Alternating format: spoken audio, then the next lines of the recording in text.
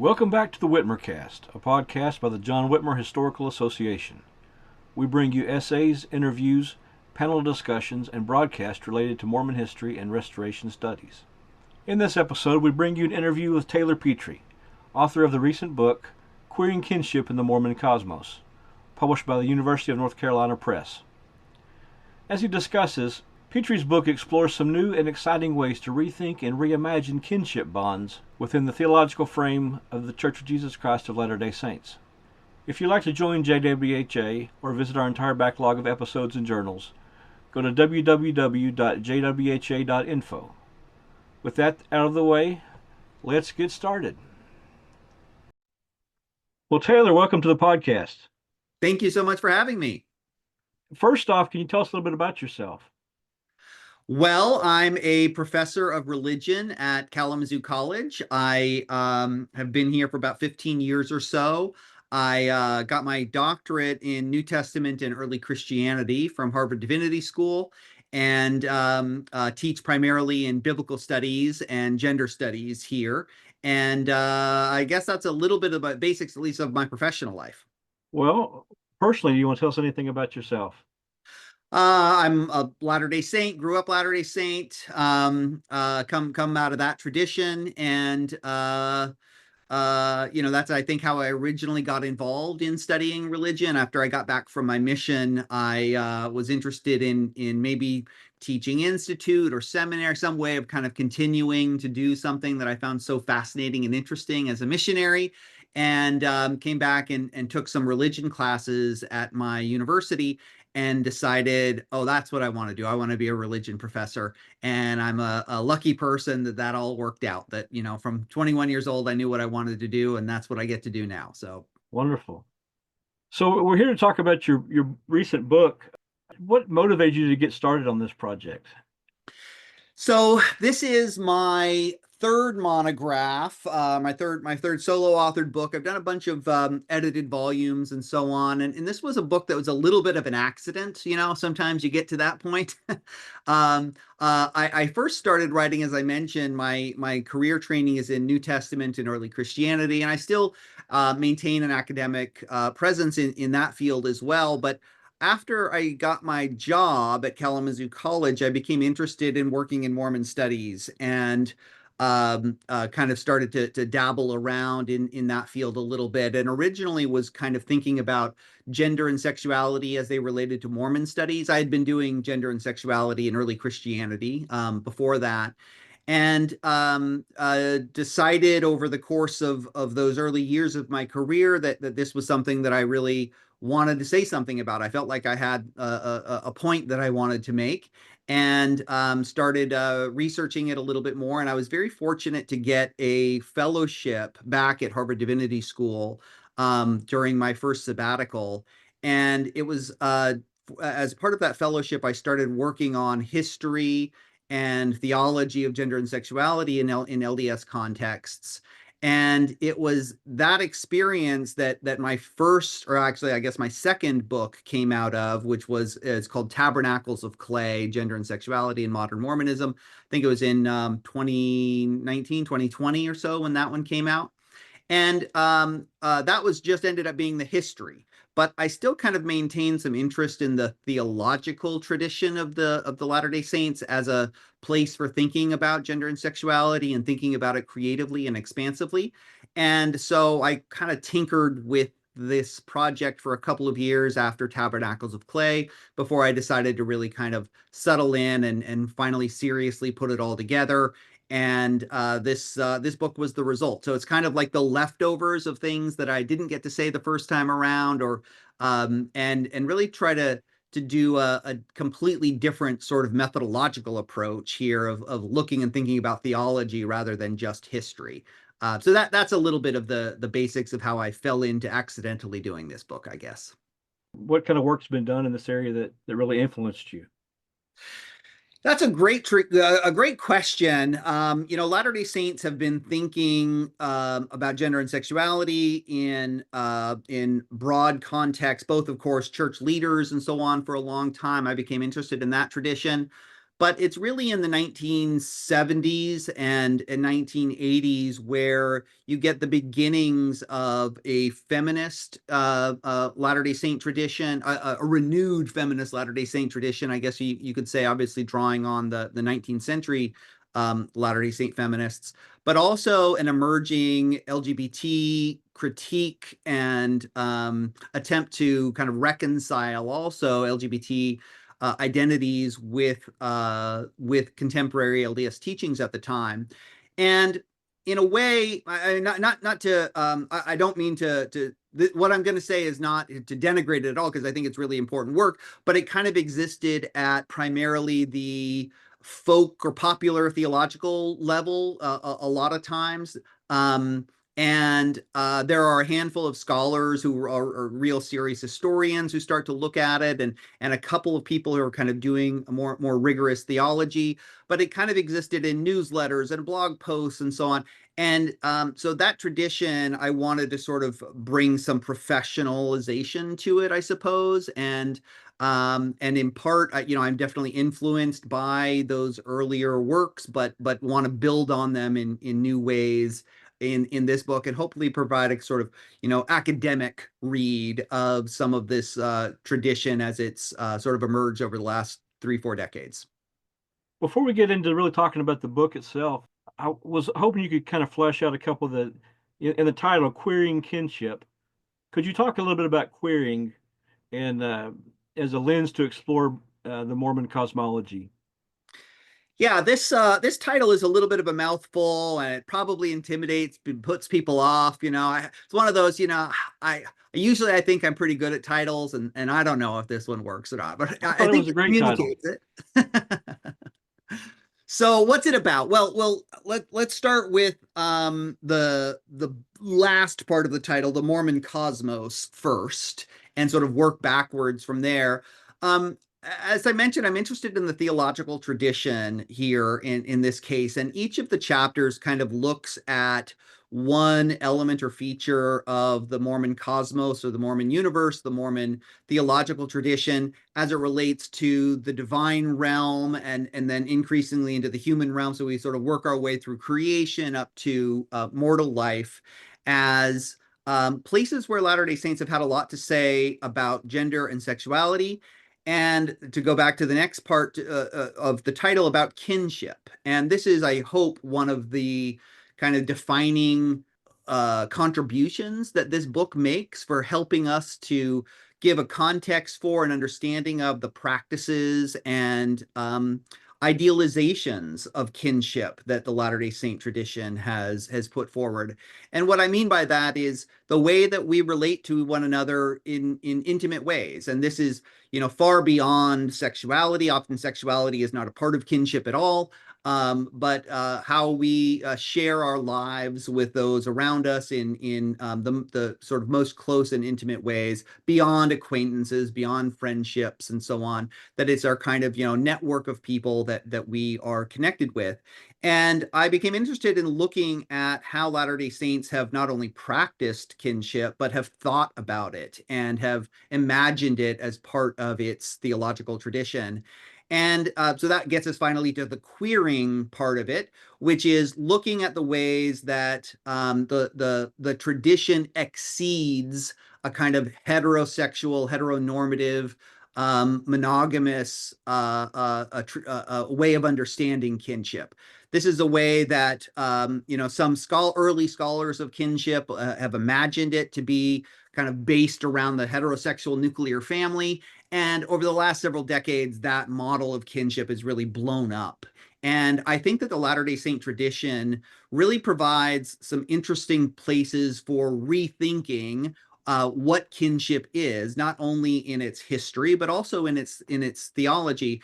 And so I use the concepts and the methods of queering to look at the ways in which that heterosexual nuclear family is not always at the center of what a Mormon cosmos might entail. And so it's, again, a kind of an academic-y, jargony term, and I try to situate and explain it as best as I can in the book there. But it's sort of drawing on that intellectual tradition to kind of make sense of the Mormon tradition, I think, in new ways. So let's jump into looking at some of the chapters in the book. It's a fascinating book. I think sometimes you seem kind of concerned that it's too academic, but I think that it's very approachable. I'm glad to hear that because I try my best to make it make sense, and so I very much appreciate that, Jason. Thank you. In chapter 2 about the Godhead and divine kinship, the Godhead, of course, is a central idea in Latter-day Saint theology, but also in general Christian and Western theology. How does queering the Godhead help us to understand and appreciate this doctrine? That's a great question, a great way of putting it, and where I try to start with this is really this kind of foundational relationship between the Father, Son, and Holy Spirit as it's understood in the LDS tradition, and as you said in the broader Christian tradition, as a place for, again, disrupting that heterosexual understanding of the heavens. Here we have three male or male-ish, if read the chapter closely there too, figures who are in a covenantal relationship with one another to be one eternally, right? And it's that same language of covenant and unity that Latter-day Saints have often used to describe the heterosexual relationship of sealing as well. And in fact, to the point where I point out that some Latter-day Saint thinkers have pointed to the Godhead, the male Godhead, as the prototype for heterosexual marriage, right? And so it's that kind of place where I think we can look to not only an all male relationship, but a male relationship where there are three, not two, right? As a way that is a creative, loving, eternally bound relationship of individuals who've joined together as well. Maybe this is an interesting model for something besides the heterosexual couple as the only place to imagine what divine kinship might look like, right? And so I became really interested in looking at this as a way that other queer theologians have looked at the Trinity in Orthodox Christianity, but especially I think the way that the Latter-day Saint tradition, its distinctive understandings of the Godhead as embodied male figures, or at least somewhat male. And again, I point to ways in which that the maleness of these figures is often undermined in the tradition itself, but that these figures are a place where we can think of other kinds of relationships besides the heterosexual marriage one, where divine creation can occur, divine love, divine bonding, and divine kinship can be. And so I really see that as a starting point there for an alternative model to the heterosexual family. And when you talk about the spirit, talk a little bit about the different ways that the like just the ways the words for spirit are different in different kinds of languages and Yeah, so I alluded to this earlier about the idea of the maleness of these yeah. figures, and I think it's troubled in the broader Christian tradition, the gender of the Holy Spirit as it's understood. Of course, most Christians don't think of this as an embodied being in some way, even a spiritually embodied being looking like a human being, right?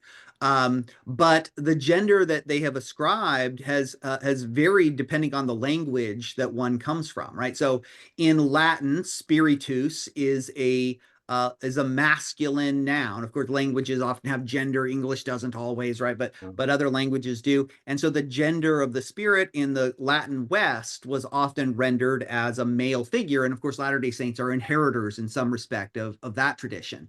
In the in other languages, in Semitic languages, for instance, ruach and its various iterations of that in Syriac and so on is gendered as feminine.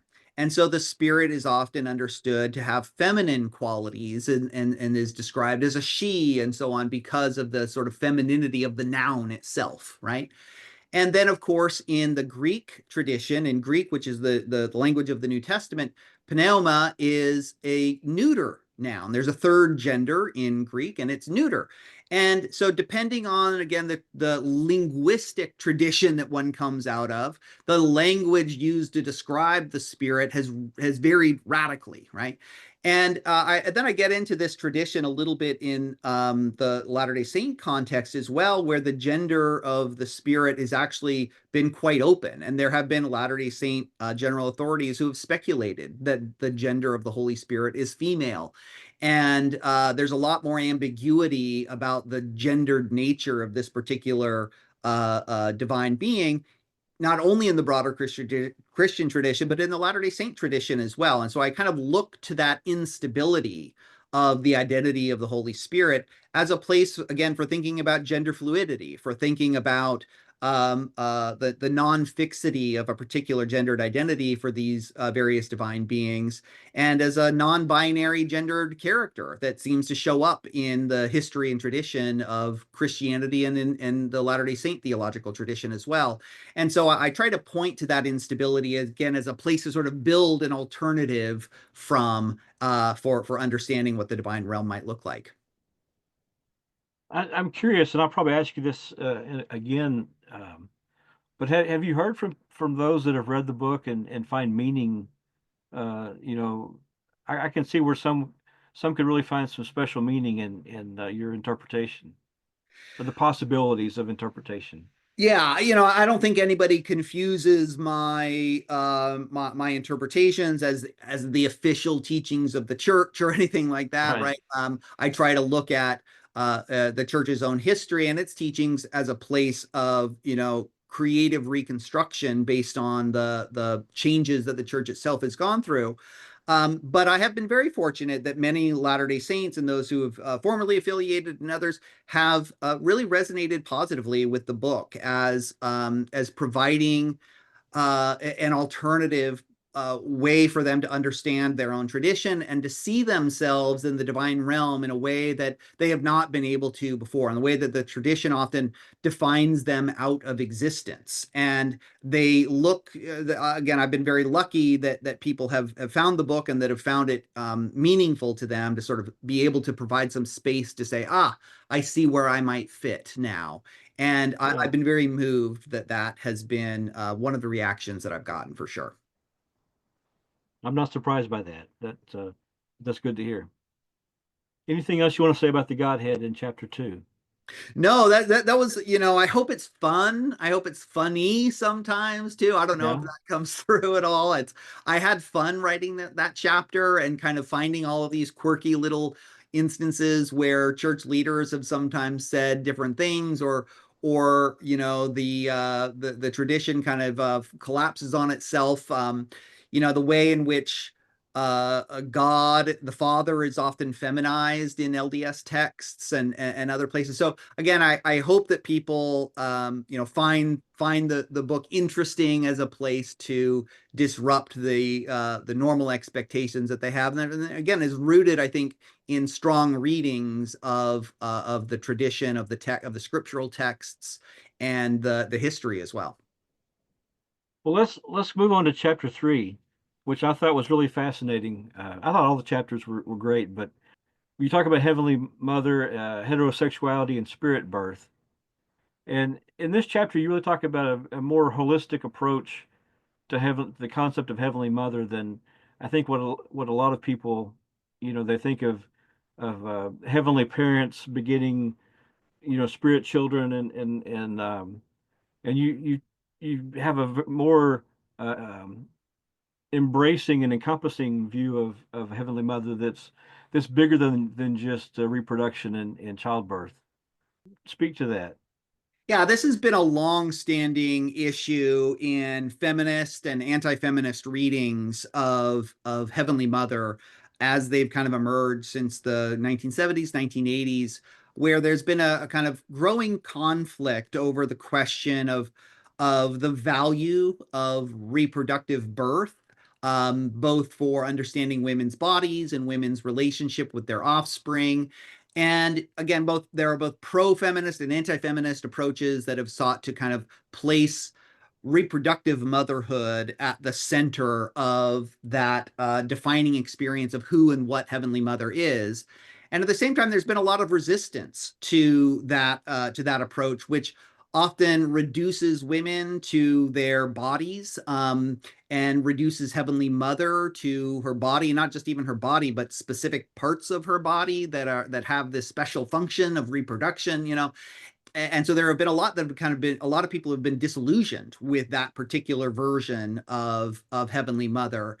And, you know, looking at the concept of kinship, I hoped to expand a little bit the concepts of what mothering is beyond reproduction, and to look at care and nurturing and sharing of resources and other kinds of ways of having a relationship as actually much more important as a kind of motherhood than reproduction, for instance, right? So I look to, you know, lesbian parenting, adoptive parenting,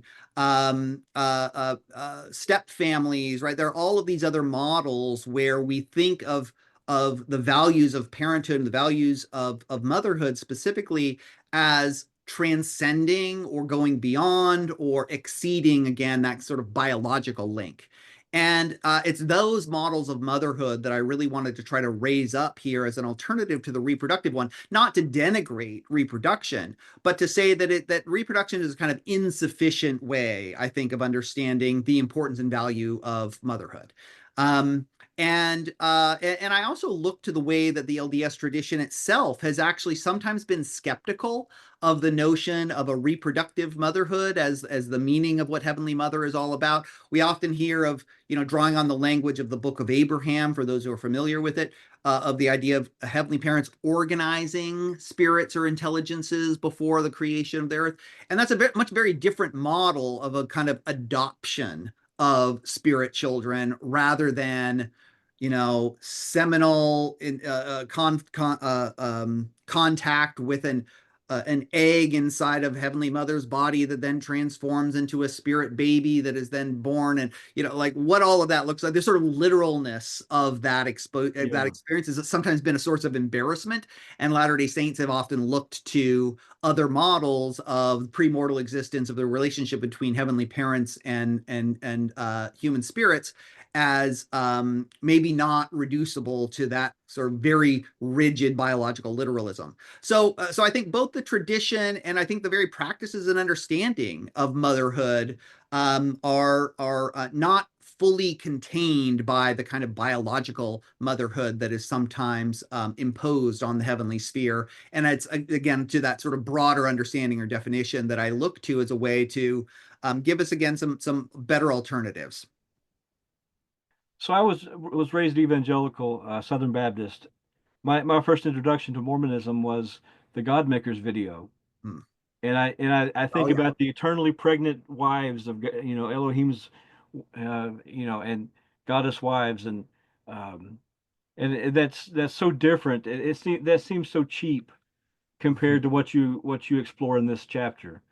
So I Yeah, there's a sort of caricatured version yeah, of the Mormon understandings of Heavenly Mother, and unfortunately, sometimes the caricature is also an accurate way that some yeah, people have tried to describe Heavenly Mother. Some conservative Latter-day Saints that have tried to understand motherhood specifically in that way.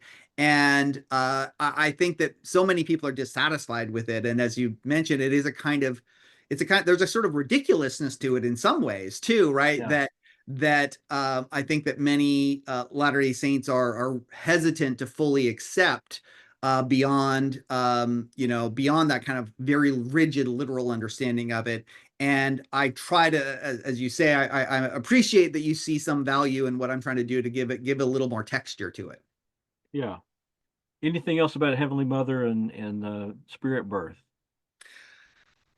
No, no, not right now. I mean, I hope that, you know, this is all of these chapters are in some ways like the beginning of a conversation, I'm hoping. And that's the other thing, is that I hope that people will continue to think about these questions and come up with maybe even better solutions than the ones I have. But I'm trying to at least lay out what some of the problems and the possibilities are there. So I appreciate that you value that. Yeah, there's lots of possibilities that you present that, and I can see a great conversation being started. The next chapter, gender fluidity and kinship in the creation. Here you kind of grapple with this heteronormative gender essentialism that's pervasive in LDS ideas about gender, but I mean just in culture ideas about gender, but especially in LDS theology about gender being eternal and ontologically distinctive of who we are. Yeah. Uh, you talk about the 1995 document, The Family, A Proclamation to the World, and you kind of show a different way of that gender can be explored, and you use the example of Adam and Eve, from where the very beginning gender seems fluid, Adam being male and female. Can you bring us into this argument and help us to get our heads around this?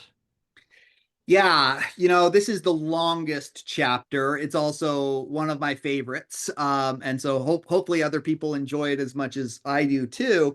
Um, and I start with let's start with the proclamation side of it here too, because I hope that I'm really adding something to this conversation, which is that I see the proclamation as an interpretation of the opening chapters of Genesis. It is explicitly alluding to them in a number of instances. It talks about the creation of male and female and the intention of that. It talks about the fathers presiding over their families in the same way that we see the rule over language in Genesis 3:16. It talks about a reproduction as being the goal of what to multiply and replenish the earth, right? And so the proclamation is really kind of appealing to these opening chapters of Genesis. And I wanted to look and see what kind of basis there was for that particular interpretation of Genesis in not only Genesis but the other Latter-day Saint creation texts in the Book of Abraham and the Book of Moses. I leave the temple version of this aside for those who are familiar with it. It's also a retelling of the Genesis creation story, and I try to look at what these texts actually say about all of those things, about the separation or the difference between male and female, what they have to say about reproduction and procreation as the kind of central goals of the divine commandment there, and also it's the understanding of gender hierarchy that we see in those Genesis texts and how that gets reinterpreted in the proclamation from ruling over to presiding over, for instance. And so I'm really trying to do a close reading of those major understandings of the Genesis account in the proclamation, and again try to show that those aren't as secure as maybe people think they are, that there are not only other ways of reading them, but perhaps those aren't even really supported in the text itself. Just as one example of that, the notion that it is a commandment to multiply and replenish is not actually supported by the text. The text actually has God blessing humanity with the ability to multiply and replenish, not to command them to do so. And it is not considered a violation of the commandment to multiply and replenish if someone fails to do that. Even in LDS understandings, one isn't, condemned to hell if you are infertile, right? There are lots of reasons why one might not multiply and replenish. And that blessing is not understood as a commandment in those texts, but as something which is generally applied to the human species, not to each individual. And so I think that we misread that text as a commandment, as again just one example of the way that I think we can kind of look at what these texts are actually saying, and to the extent that we see this interpretive tradition that is built up around them, and actually kind of pierce through that tradition and say, actually, the texts don't say that. Even with respect, as you said, to the difference between male and female, we get a much more complex version of that difference between male and female in the creation stories than is often told, because we have originally the Adam, the human being. That's a gender neutral term. It's not a proper name. Adam is created as both male and female. And this is understood widely in ancient readings of these texts, that then the splitting of male and female, that taking Eve out of Adam's rib, as it happens in Genesis 2, is understood to be this sort of separation of the sexes from what was once united, right? So we don't have an original male and then an original female that's also created out of nothing. The female is understood to have been a part of the male, and vice versa, right? And so we see actually a much more porous boundary between male and female in these creation stories than a kind of fixed difference between them. And there are a number of ways in which I again try to show that in a reading of the text. And finally, sorry, I'm talking too long here, but I'll just come back to the kind of the key point of all of this, is that instead of reading these texts as having commandments or something to say about the difference between male and female or the necessity of reproduction and procreation, I think that those are misreadings of the text. A more compelling reading of the text is again to center kinship. And we have after the Adam awakes from sleep and sees Eve standing there, again, it's just the male and the female. These aren't their actual proper names here. The male and the female. And he says, "You are bone of my bone, flesh of my flesh." And he has that, like, there's this recognition scene, as it's called. And rather than saying, "Oh, you are ontologically different from me, you are a fundamentally, essentially different creature," he actually says, "No, you and I are the same. We are the same. You're bone of my bone, flesh of my flesh." And that phrase in Hebrew, it shows up in a bunch of other places in the Hebrew Bible, is often used for when kin recognize one another. So there are males who will go up to other males in the Hebrew Bible and say, "You are my bone and you are my flesh." And it's a way of saying, look, we're the same. We're kin here, right?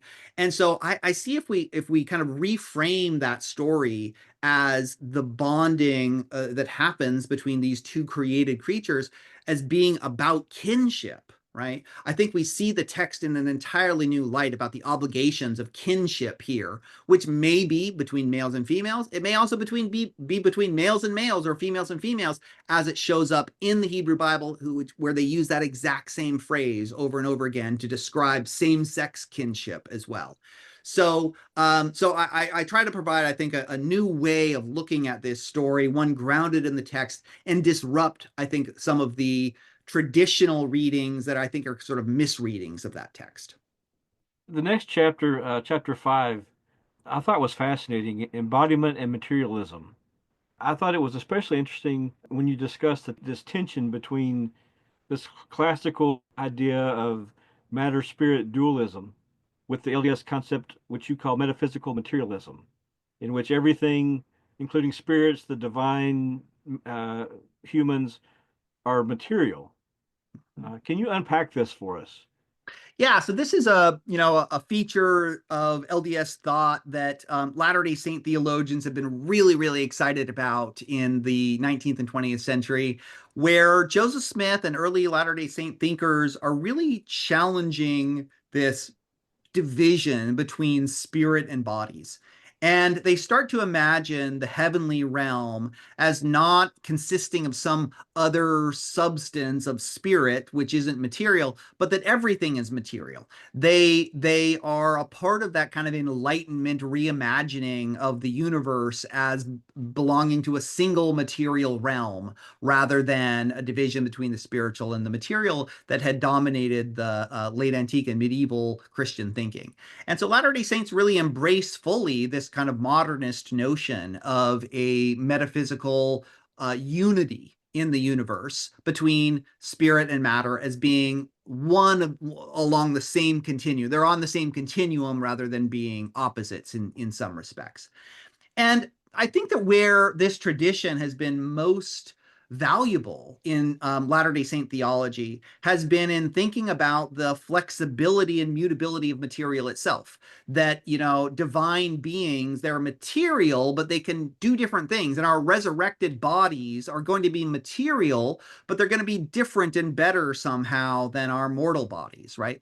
And so that sort of the mutability of the material, I think, is a kind of really core and interesting idea in Mormon materialist theologies. Where I think that sometimes that has gone wrong has been in the application of materialism to gender and sexuality, where Latter-day Saints have shifted to being gender essentialists again and saying, oh, well, the material differences between male and female bodies are fixed and essential and eternal in some ways, right? Or that reproduction can only occur in this one way, and we can't imagine that the divine realm reproduction would look any differently than it does because it's a material process here. And I think that that undersells the materialist tradition in Mormonism, where we do see that notion that our bodies are going to be transformed from their present mortal state to a glorious immortal state, right? That the earth is going to be transformed into a ball of glass, whatever that means. Okay. But that material is sort of has all this potential to it rather than being fixed and determined, right?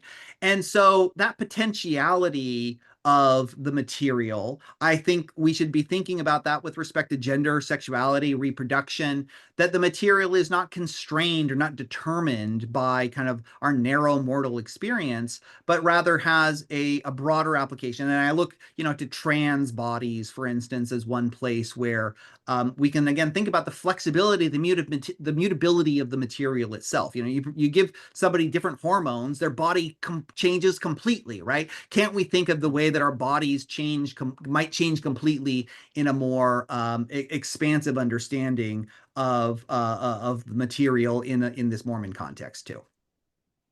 Very interesting. How does this speak to the more traditional Christian view of the body and spirit? This LDS understanding speaks to it in a way that challenges it, but is there not still some distinction between spirit and matter? Well, this is a great question, and this is a point of dispute in recent Mormon theological thought here, where some people have said that we are not materialist enough. Some Latter-day Saint theologians have said we're not materialist enough. And others have pointed out we're not really materialists. We really still believe in a spirit matter distinction, despite Joseph Smith, and say in fact that's a good thing as well. So I will say that I sort of maybe land a little bit in the middle of those two to say that that what I like about the Mormon materialist tradition is that it provides a little bit more flexibility and perhaps some holding on to that spiritual realm as a place of transformation, as a place of kind of moving beyond the limitations that we might understand the material to be, as a creative place for Latter-day Saints to kind of think about the material tradition. And I'm reluctant to be maybe a deterministic materialist, I guess, is maybe Yeah. this is again too much jargon here, but the idea that the material realm is a sort of mechanistic, fixed, determined space, and that it's not possible to be changed. And so maybe I have some of those lingering binaries of the spirit matter dualism kind of going on here a little bit as well. But I think that the LDS tradition supports my reading of it, and we'll see what other people think. But yeah, Well, you make a good argument. well, It's I it's, think it's I'm hard to right. let go of some Yeah. things, you know. It really is. It is, and it's difficult, as I say, like Latter-day Saint theologians have loved this understanding, and in part, I think why there exists such a fierce debate, especially in the last 10 years on this topic, is because it's a little bit hard to wrap your head around. And I hope to kind of break through that with some of my analysis, but this was the hardest chapter to write for me. It was real wrestling with some deep philosophical and theological issues that, as you say, are challenge common sense in some way, challenge the broader Christian tradition in other ways, and it's there's a lot to kind of think with there. And I think it's why there's been such a proliferation of different understandings of this, and people have tried to work this out. I hope that what I offer is a compelling solution to that problem, not only for the general issue of materialism, but specifically as it relates to gender and sexuality here, which I think has not received sufficient attention in Mormon thinking on this issue. And I hope that this is a corrective and, again, a starting point for other people to kind of jump off from. In chapter 6, you talk about queer kinship and patriarchal polygamy. And you deal with this another interesting tension between kinship and sexuality. Mm-hmm. Can you tell us what's your main argument here in this chapter and kind of unpack it for us? Well, I'm really kind of looking at a couple of problems here that I wanted to think through.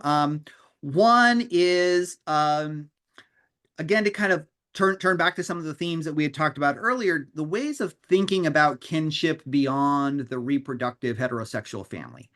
And, one place where some advocates of heterosexuality have often looked to in the LDS tradition has been the Mormon polygamous past. And they say, oh, well, sure, yes, there were, more than one wife that Mormon men had, but they were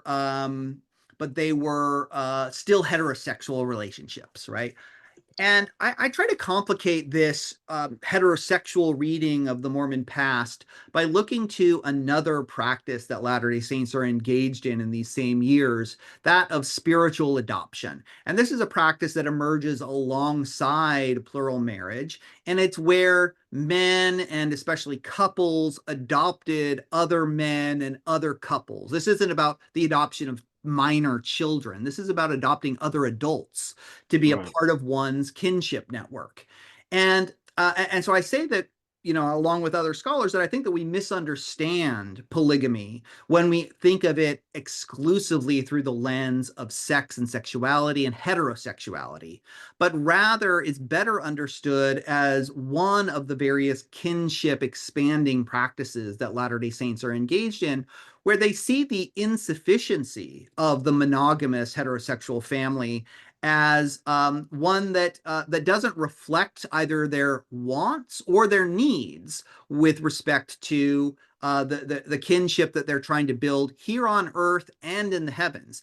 And so they do all of this new stuff of like, here, you're a part of my family and I'm a part of your family. And they're doing this not just informally, but through formal rituals in order to kind of signify that this is a serious relationship between adults that they're engaged in there. And so I look to that broader tradition again as a way of thinking beyond the heterosexual as a way for understanding kinship practices, because I think the heterosexual doesn't explain Mormon history. It doesn't explain the historical Mormon practices sufficiently there, in part because that misunderstanding of the sexual dimension that heterosexuality imposes on kinship ignores all of the other ways that we make kinship with people beyond the sexual. And I look to that those adoption practices as one example here. Um, Relatedly, I'm also interested in thinking through the problem of patriarchy in early Mormonism. One of the things that I don't want is to kind of go back either to patriarchal polygamy or even patriarchal adoption as it was done in these years as well. And so I look to see if there are some other resources that we might point to within those adoption and even plural marriage traditions where patriarchal, especially reproductive patriarchy, is disrupted in various ways. And I point to a couple, I think, really interesting examples of that as well, where we might imagine a more expansive or egalitarian version of these kinship practices, not as something that we want to reproduce. I don't want to bring back polygamy as it was practiced myself. Other people do. Okay, fine. That's their business, but that doesn't appeal to me at all. But instead we might say, well, what other kinds of relationships could we accommodate and think through and honor in the 21st century? that does justice to the ways that we practice polygamy now, and the ways that we practice kinship now. That's not accurate. The ways that we I'll practice edit that one out. you can leave it in. It's fine. People know what I mean.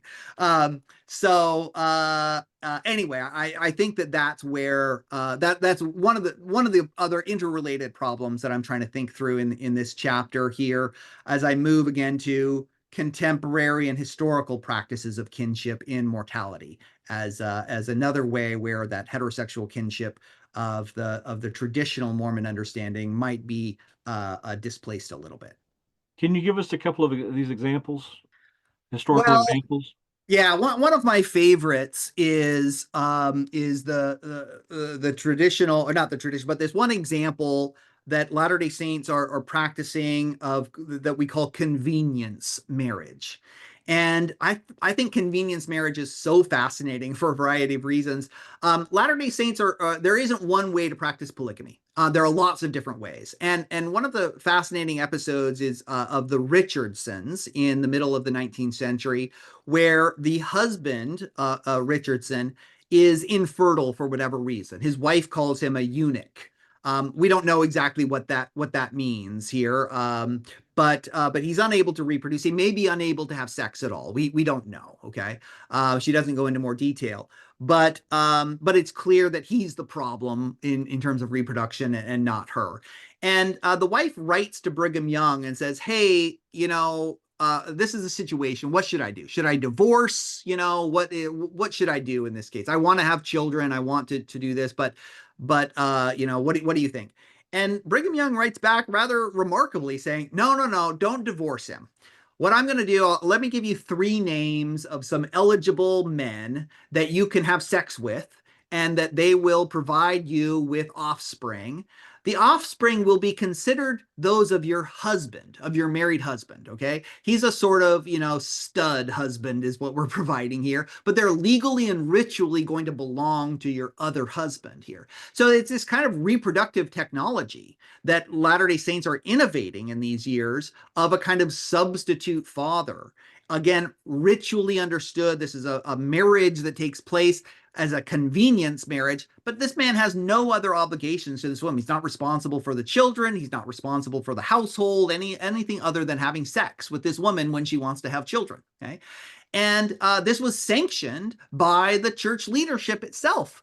And again, like how fascinating to think about the challenges that real families sometimes face and the creative solutions that are being put forward here and solemnized by the church as some alternatives there. And I think of that example again for a variety of ways in which we can imagine reproductive assistance for same-sex couples, for infertile couples as having some precedent in the Mormon tradition, and even maybe sexual relationships outside of the marriage there as being authorized by another kind of formal arrangement that's being made here, right? So I look to that example as one where I think wow, these guys were really thinking through these issues here with some, creative approaches. And maybe there's some room in the present for some creative approaches to thinking about how we could give honor to kinship practices as they happen today. Fascinating. I want to zoom out from the chapters now and talk about the project as a whole. What are some of the more surprising things, your aha moments when you were doing the research for this book? Well, there are so many fun examples, like the Richardsons, like the Holy Spirit example. There's so many fun things that I think, will kind of blow people's minds when they get into some of the complicated history and thinking about some of these things. But for me, I think the real aha moment emerges with the concept of kinship itself. And it's here where I'm really trying to shift the conversation away from thinking about sexuality to thinking about kinship as the place where maybe our ethical and moral and theological concerns should be placed. I think that because the word heterosexuality and homosexuality, sex is right in the word there, right? And we tend to kind of, think, well, this is all about like what kinds of sex people are having. But people's sexual lives are much more complicated than that. A lot of couples don't have sex at all, but they still are in relationships, right? And I wanted to think about kinship as the place where maybe some of our greater attention could be paid to. And not only that, but how we might understand our own history, our own past, our own theological tradition differently if we center this concept as opposed to sexuality, right? And for me, I think the aha moment was really just that lens of looking at kinship as the central place of kind of analysis here, and how the tradition does and can look very differently when you look at it through that lens. Okay. What was your favorite chapter to write? Oh, easily the Adam and Eve chapter on creation. That was where I really, I mean, as I mentioned, I'm like a New Testament and early Christianity scholar. So like close readings of scriptural texts is like my bread and butter, So to really like let me loose on an analysis of a text, and to look at comparatively look at the Genesis, Abraham, and Moses versions of the creation story was so much fun, and the examples were so fun. I mean, probably some of the most famous, my most favorite paragraphs I've ever written are in that chapter, where I look at, in just like a couple of paragraphs, all of the different ways that Latter-day Saints have invoked the Adam and Eve story to make a case for whatever they wanted to do. And they say for all kinds of different things. It's like why round dancing is, bad because of whatever happened in that. I don't even know what round dancing is. I should look into it. But they say Adam and Eve prove why round dancing is wrong, or why women don't like snakes. Like that is explained by the Adam and Eve story, right? And so we have sort of looked to these stories to constantly reinvent our own theologies. And, when it comes closer to the issues of gender and sexuality, I also kind of chart out the way that Latter-day Saints have used the Adam and Eve story, both to promote polygamy and to promote monogamy. They've used it in all sorts of contradictory ways, and I hypothesize that you could really, if a future anthropologist or historian only had access to the history of LDS interpretation of Adam and Eve and didn't know anything else about Latter-day Saint practices, they would be able to tell you with dead accuracy what Latter-day Saints are practicing at that particular time. Hierarchical marriage or egalitarian marriage, or polygamy, right? We've read this story and retold it a million different ways in order to support whatever it is our particular theologies of gender and sexuality are. So really getting to dive into that history, the history of interpretation of these passages, as well as what the passages themselves actually say, was just incredibly gratifying as a thing. And really, in some ways, this was one of the earliest chapters that I wrote when I decided I wanted to write this version of the book. And it kind of became a cornerstone for how I thought about the rest of the book as well. So anyway, that's my chapter. If people are only going to read one, that's maybe one of the funnest. What was the toughest one? Oh, I mentioned this already. Chapter 5 on materialism. I think I rewrote that thing 10 times to try to make it make sense to myself and to other people.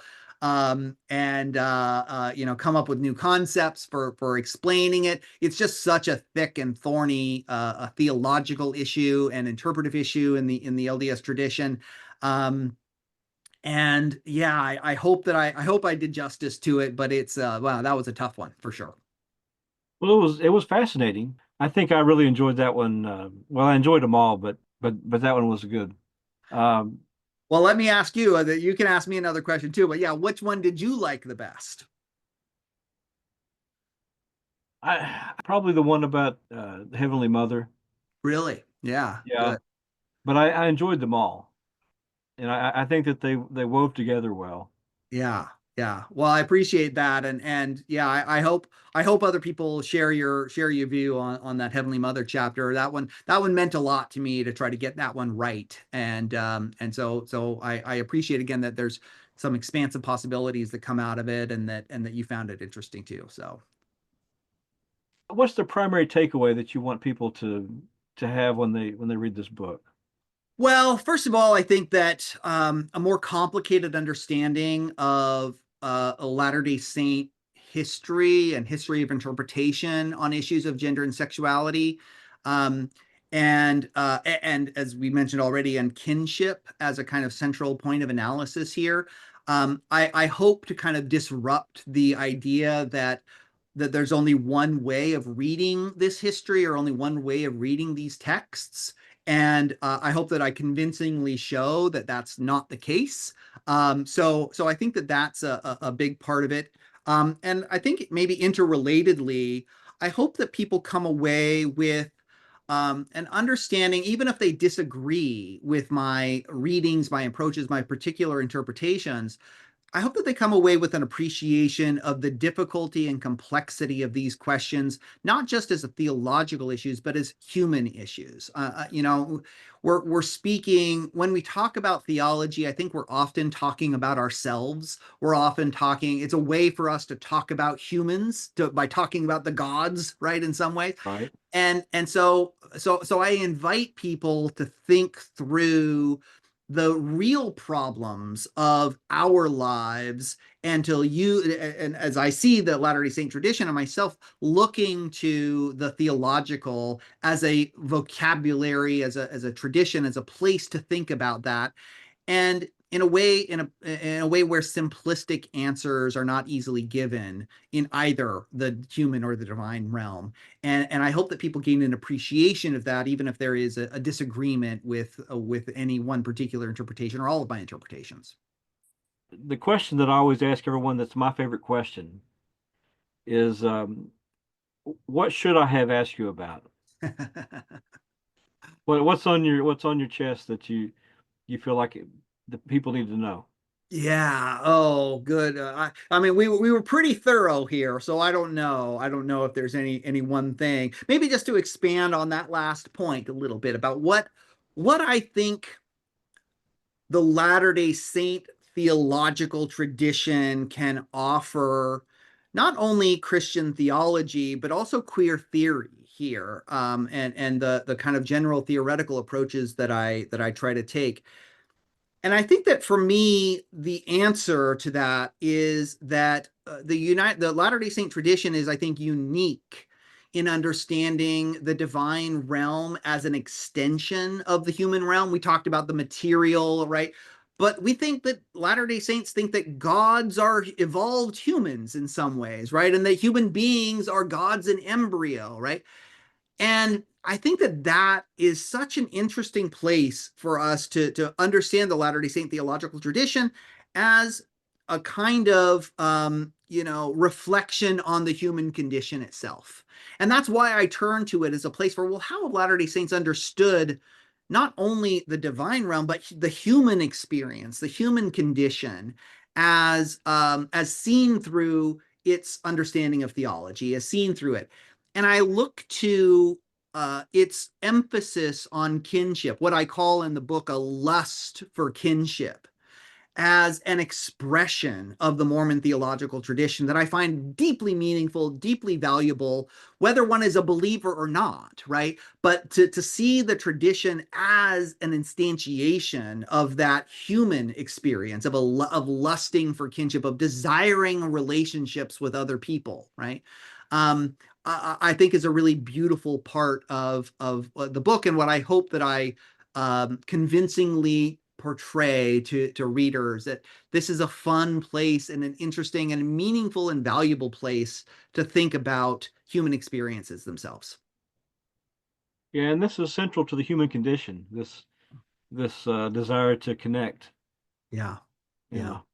Are there any special collaborators on this project, or anyone that you want to give a shout out to? That Oh, I talk in my and I don't want you to leave anybody acknowledgments. out. Yeah, I give in my acknowledgments a lot of thanks to a lot of people here. I think I would say that so much of the time that I had to germinate this project, if not actually write it, was while I was on that sabbatical fellowship at Harvard, and had so many great conversations. And again, I didn't write this book then, but many of the core ideas were kind of birthed in that moment.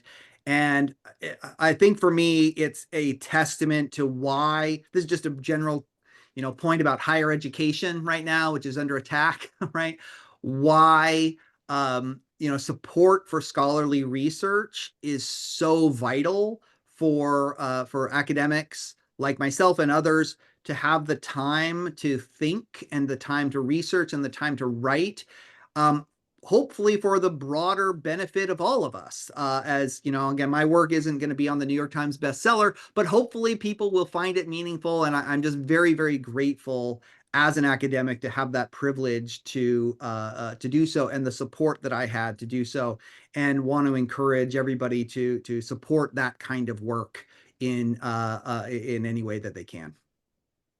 And if people want to get in touch with you, how can they do that? Oh, I'm all over social media, always saying something I probably shouldn't. So feel free to follow me on any of my social media channels. But I love to get emails, and I'd love to chat with anybody who wants to dive into this a little bit more as well. Feel free to email me at my school email address. Just Google my name, and my email address will come up there. I'm pretty easy to find. Okay. Well, Taylor, thank you so much for joining us. It's been a fun conversation, and it was a pleasure to read the book. Um, Likewise, Jason, thank you so much for taking the time to read it and for featuring it here. And hopefully other listeners will find it as interesting as you did. And hopefully we'll have more conversations in the future. we want to thank you for tuning into the Whitmercast. John Whitmer Historical Association is an educational nonprofit institution. For more information, visit www.jwha.info, where you can meet our team and join the association, read past issues of the JWHA Journal, and get updates on upcoming conferences and events. Our theme music is I Love to Tell the Story, composed by Tom Moraine. This podcast is a production of John Whitmer Historical Association, all rights reserved.